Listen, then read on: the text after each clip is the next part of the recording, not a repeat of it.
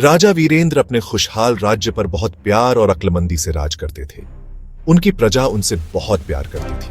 उनके दिल में सिर्फ खुशी थी। लेकिन सीमा के उस पार राजा अधिप्रताप जलन से जलते थे। अधिप्रताप वीरेंद्र के धन और ताकत के पीछे पागल थे। सबसे बढ़कर उन्हें वीरेंद्र की खौशी से चिढ़ थी। उन्होंने अपने मंत्रियों से कहा, वीरेंद्र का नाश होना चाहिए। अपने राजा के गुस्से से फेरते हुए मंत्री हाँ में हाँ मिलाते रहे। अधिप्रताप की जलन से एक योजना बनाने लगे। ये योजना तबाही और बर्बादी लेकर आने वाली थी। युद्ध के बीज बो दिए गए थे। वीरेंद्र, जो कि शिकार के बहुत शौकीन थे, अक्सर अपने राज्य के आसपास के घने जंगल में जाया करते थे।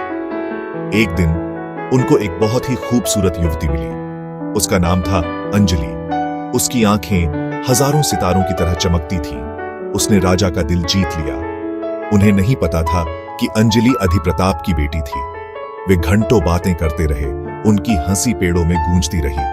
वीरेंद्र अंजलि के हंसमुख और नेक स्वभाव और उसकी तेज बुद्धि से आकर्षित हो गए।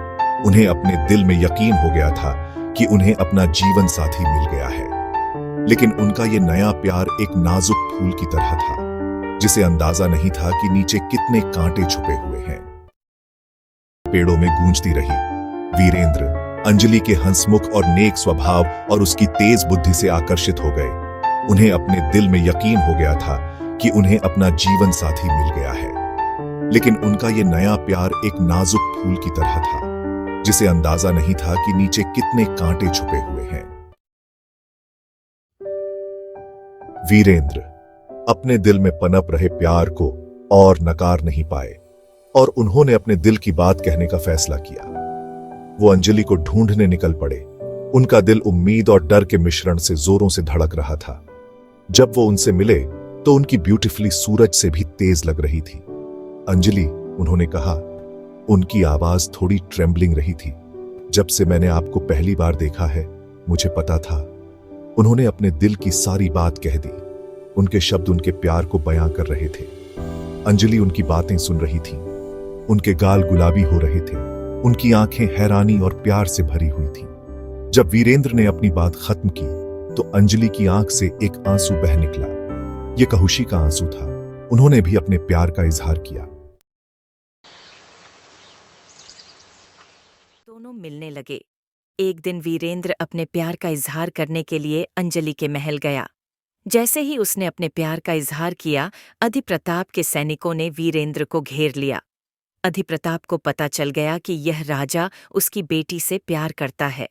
गुस्से में आकर उसने वीरेंद्र को कैद कर लिया और उसको मारने की धमकी दी।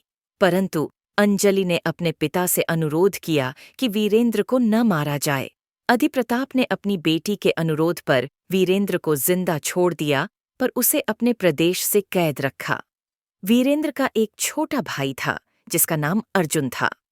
अर्जुन अपने शौर्य और शक्ति के लिए प्रसिद्ध था। उसकी ताकत इतनी थी कि 1000 सैनिक भी उसके सामने कुछ नहीं थे। अर्जुन का प्यार था अनुप्रिया, जो एक सुंदर और समर्थ लड़की थी। अर्जुन और अनुप्रिया एक दूसरे से बहुत प्यार करते थे और अपने जीवन को एक साथ बिताने का सपना देखते थे। अर्जुन को अपने भाई की कैद होने की खबर मिली तो उसके मन में बदले की आग जल उठी। उसने सोचा कि वीरेंद्र के अपमान का बदला लेने के लिए उसको कुछ विशेष करना पड़ेगा। अर्जुन ने अधिप्रताप के प्रदेश में घुसकर अंजलि को अपने साथ उठा लिया और उसे अपने राज्य वापस आ गया। अधिप्रताप की एक और बेटी थी जिसका नाम नंदिनी था। नंदिनी अर्जुन को पसंद करती थी, पर अपने पिता के डर से कभी कुछ नहीं कह पाई। नंदिनी के मन में अर्जुन के प्रति प्यार था और वो अपने पिता के विरोध भी जा सकती थी। अर्जुन ने अधिप्रताप को युद्ध के लिए ललकारा। युद्ध की तैयारी होने लगी।